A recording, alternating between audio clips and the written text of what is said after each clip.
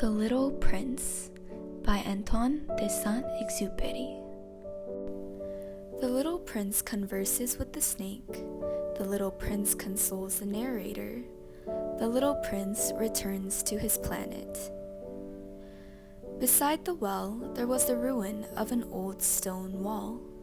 When I came back from my work the next evening, I saw from some distance away my little prince sitting on top of a wall with his feet dangling, and I heard him say, "Then you don't remember? This is not the exact spot."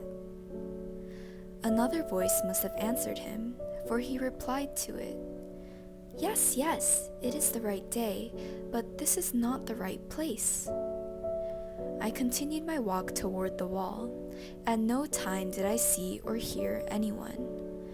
The little prince, however, replied once again, "Exactly. You will see where my track begins, in the sand. You have nothing to do but wait for me there. I shall be there tonight." I was only 20 meters from the wall, and I still saw nothing. After a silence, the little prince spoke again. "You have good poison? You are sure that it will not make me suffer too long?" I stopped in my tracks, my heart torn asunder, but I still did not understand. "Now go away," said the little prince. "I want to get down from the wall." I dropped my eyes then to the foot of the wall, and I leaped into the air. There before me, facing the little prince, was one of those yellow snakes that take just 30 seconds to bring your life to an end. Even as I was digging into my pocket to get out my revolver, I made a running step back. But at the noise I made, the snake let himself flow easily across the sand like the dying spray of a fountain and, in no apparent hurry, disappeared with a light metallic sound among the stones. I reached the wall just in time to catch my little man in my arms. His face was white as snow. "What does this mean?" I demanded. "Why are you talking with snakes?" I had loosened the golden muffler that he always wore.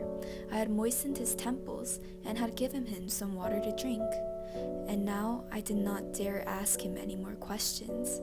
He looked at me very gravely and put his arms around my neck. I felt his heart beating like the heart of a dying bird shot with someone's rifle. "I am glad you have found what was the matter with your engine," he said. "Now you can go back home." "How do you know about that?" I was just coming to tell him that my work had been successful, beyond anything that I had dared to hope. He made no answer to my question, but he added, "I, too, am going back home today." Then, sadly, "It is much farther. It is much more difficult." I realized clearly that something extraordinary was happening. I was holding him close in my arms as if he were a little child, and yet it seemed to me that he was rushing headlong toward an abyss from which I could do nothing to restrain him. His look was very serious, like someone lost far away. "I have your sheep, and I have the sheep's box, and I have the muzzle," and he gave me a sad smile. I waited a long time. I could see that he was reviving little by little. "Dear little man," I said to him, "you are afraid." He was afraid, there was no doubt about that, but he laughed lightly. "I shall be much more afraid this evening." Once again, I felt myself frozen by the sense of something irreparable, and I knew that I could not bear the thought of never hearing that laughter anymore. For me, it was like a spring of fresh water in the desert. "Little man," I said, "I want to hear you laugh again." But he said to me, "Tonight, it'll be a year. My star, then, can be found right above the place where I came to the earth a year ago." "Little man," I said, "tell me that it is only a bad dream, this affair of the snake, and the meeting place, and the star, But he did not answer my plea. He said to me instead, "The thing that is important is the thing that is not seen." Yes, I know. It is just as it is with the flower. If you love a flower that lives on a star, it is sweet to look at the sky at night. All the stars are abloom with flowers. Yes, I know. It is just as it is with the water.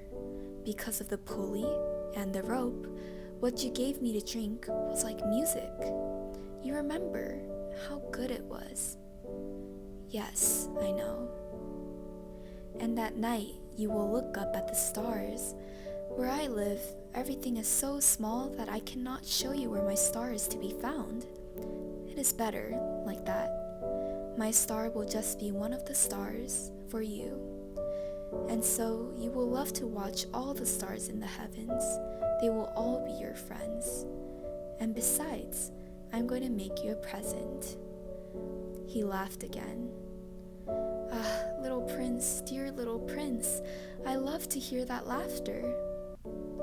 That is my present. Just that. It will be as it was when we drank the water. What are you trying to say?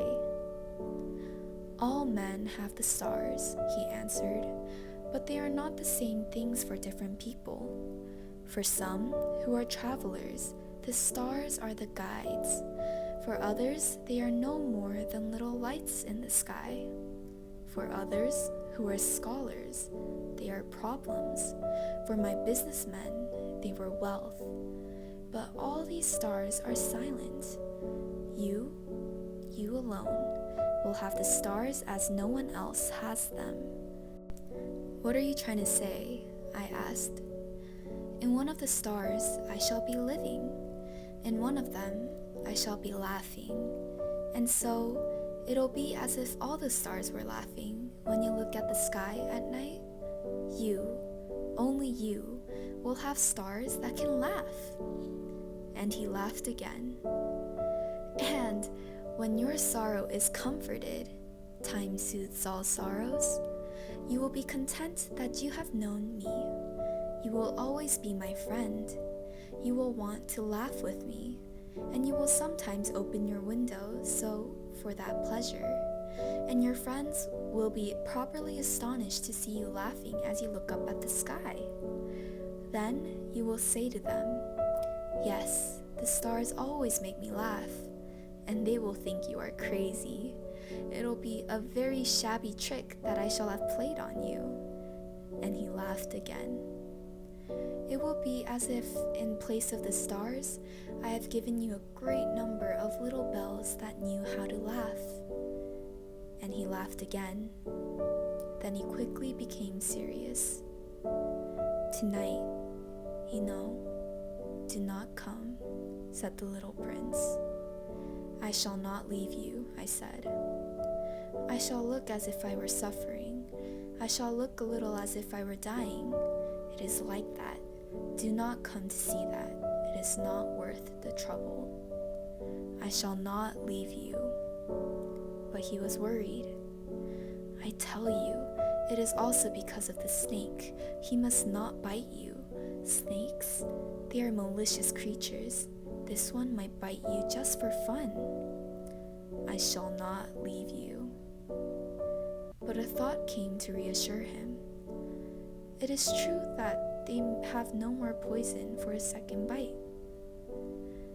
That night, I did not see him set out on his way.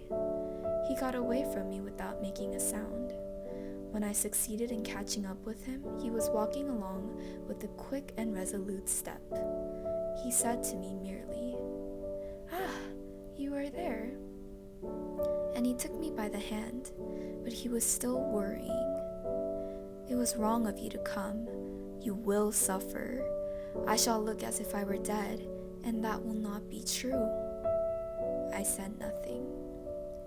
"You understand, it is too far. I cannot carry this body with me. It's too heavy." I said nothing. "But it will be like an old abandoned shell. There is nothing sad about old shells. I said nothing. He was a little discouraged, but he made one more effort. You know, it will be very nice. I, too, shall look at the stars. All the stars will be wells with the rusty pulley. All the stars will pour out fresh water for me to drink. I said nothing. That'll be so amusing. You will have 500 million little bells, and I shall have 500 million springs of fresh water. And he too said nothing more, because he was crying. Here it is. Let me go on by myself. And he sat down because he was afraid. Then he said again, You know, my flower, I am responsible for her. And she is so weak. She is so naive. She has 4 thorns of no use at all to protect her against all the world. I too sat down because I was not able to stand up any longer. There now, that is all. He still hesitated a little. Then he got up. He took 1 step. I could not move. There was nothing but a flash of yellow close to his ankle. He remained motionless for an instant. He did not cry out. He fell as gently as a tree falls. There was not even any sound because of the sand.